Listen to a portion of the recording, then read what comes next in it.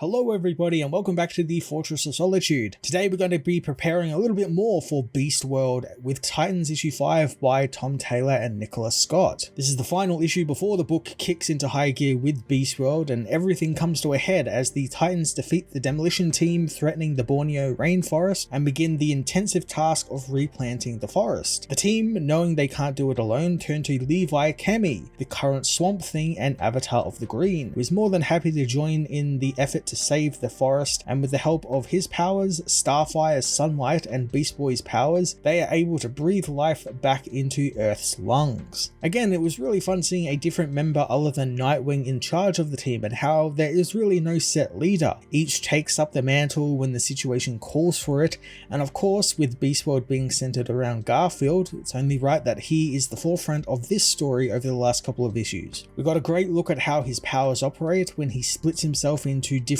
swarms of insects to help the forest, with an interesting piece of lore being dropped by Raven regarding how he believes a piece of him fades away every time one of the insect swarms he's in is killed. I have to wonder if this will play heavily into Beast World's story, and maybe we see him taking on too much and it becomes all too much for his mind and it shatters it, and maybe he loses his humanity by splitting himself too much into different animals and different creatures. I'm honestly really looking forward to Beast World, mainly because I've kept myself in the dark about it. I only know that Beast Boy at one point will turn into a Starro, and somehow that turns people into creatures. I'm really intrigued to see what these writers are going to do with this story when it centers around the Titans and Beast Boy of all characters. On top of Swamp Thing helping the team, he also becomes an official member of the Titans, joining the team as Earth's representative.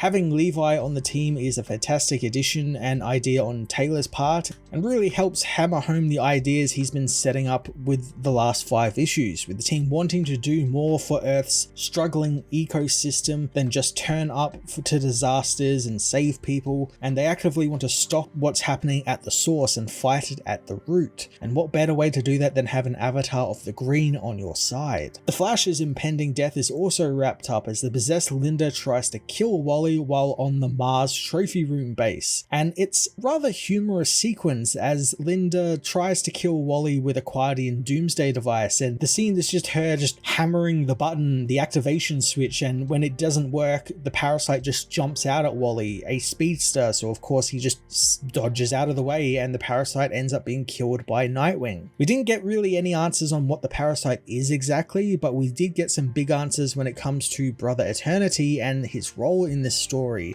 as it's revealed that Brother Eternity is actually a Tamaranian in disguise and seemingly heralding an invasion of Earth, be it by the parasites or the Tamaranians. It's not really made clear, though I assume it's the parasites who have taken over a Tamaranian host in that of Brother Eternity. Taylor uses this reveal to cleverly tie all of his plots together, having Eternity start the fire in Borneo to draw the Titans in so he could infect one of them and then kill Wally. Obviously targeting Wally first, being that he can travel back in time with the cosmic treadmill, so of course you'll want to take him off the board first. The team also started glomming on to the idea that something was up when the fire that was started in Borneo was started with Tamaranian energy. So it's all now connected, and I really like that it was all just wrapped up in these first 5 issues. Everything's in a nice little bow. It's really easy to understand and ingest, and it just sets everything up for Beast World. Nicholas Scott, of course, continues doing the art for the book and just looks fantastic. I just love every single page she draws of this book. It's colorful, it's bright, and it just catches your eye in every scene. The stuff she does with Starfire this issue is just wonderful, and all the stuff she does with the replanting of the forest and how visualizing Beast Boy's powers and how they work with him taking on these swarms of creatures and dying out and helping replenish the earth. It's just wonderful use of page layouts and character powers. Tom Taylor and Nicholas Scott continue to build out a really fun Titans team, introducing us to some new and interesting members this issue, while also wrapping up the first 5 issues in a neat bow with a really cool reveal at the end that also makes me really excited for what Beast World exactly is, and I'm very much looking forward to diving straight into that series this week. I'm going to give this issue a 9 out of 10, so definitely check it out, and if you haven't, pick up the first 5 issues. You will not be disappointed, especially if you want some good Titans action.